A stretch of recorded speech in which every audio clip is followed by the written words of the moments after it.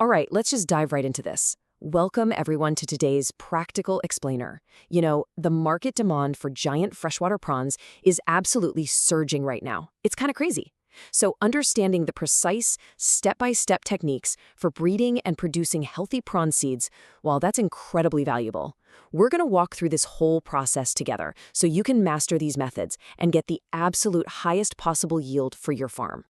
Okay, so here's our clear farm-to-harvest roadmap for today. We're going to move chronologically through a quick introduction, then we'll talk about selecting your brood stock, setting up the water system, producing feed, and finally, daily care and harvesting. Let's jump right into Section 1, Intro and General Characteristics, just to lay down the foundational knowledge we'll need. Now, I really want to emphasize that every single technique in today's explainer comes directly from this official agricultural manual.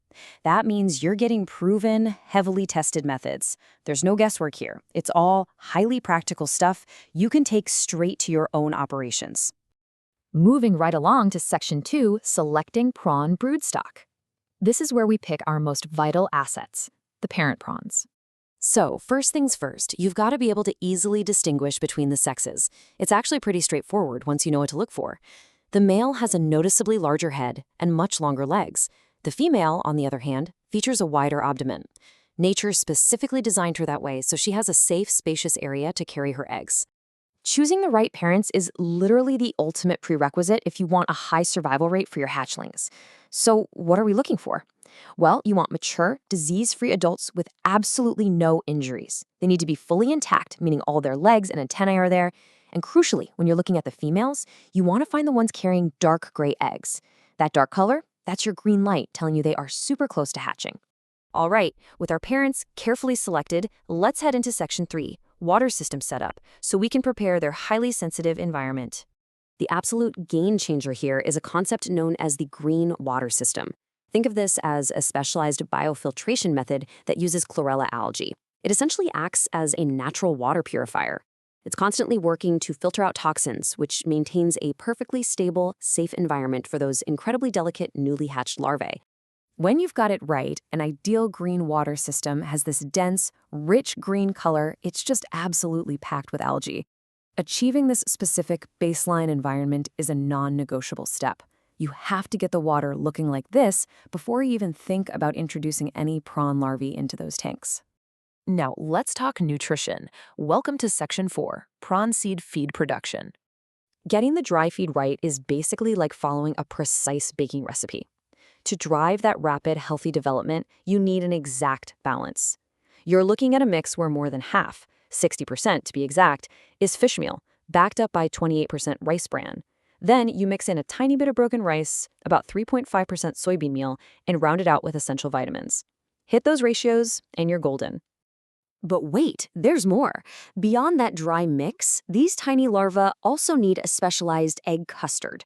Now don't worry, the raw ingredients for this are incredibly simple. You just grab some eggs, a bit of milk powder, and some squid oil, and you're ready to get started. Cooking this custard is super straightforward. First, you just mix all those ingredients together thoroughly.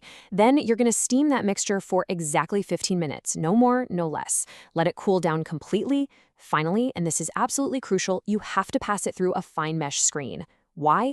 Because you need to break it down into tiny bite-sized pieces so those microscopic larvae can actually manage to eat it. The very last phase of feed prep involves live artemia. This is an incredibly protein-rich live feed, and it's an absolute must for their growth. You have to make sure you distribute it evenly throughout the tank. That way, you're guaranteeing that every single growing larva gets a fair share of the nutrients they desperately need to survive. Okay, let's move on to our final and definitely most rewarding stage, Section 5, Care and Harvesting. Now, your daily routine at this stage requires some strict, meticulous observation.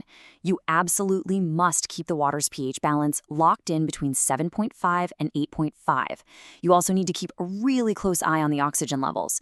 And honestly, a big part of the job is maintenance. You have to strictly siphon out any waste or leftover food from the bottom of the tank so the water stays perfectly pristine. If you stick rigidly to that daily care routine, you're going to witness an amazingly rapid progression.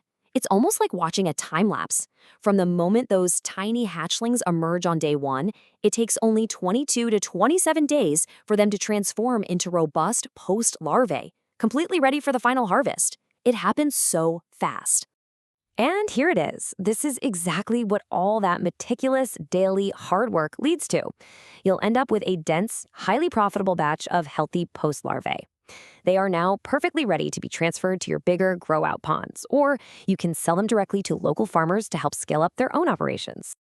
By mastering these exact techniques, you aren't just raising prawns, You're literally building a highly sustainable aquaculture business from the ground up.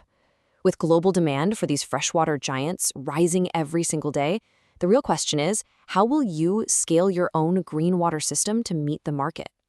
Please click like, share my channel, and comment for more videos. Many thanks!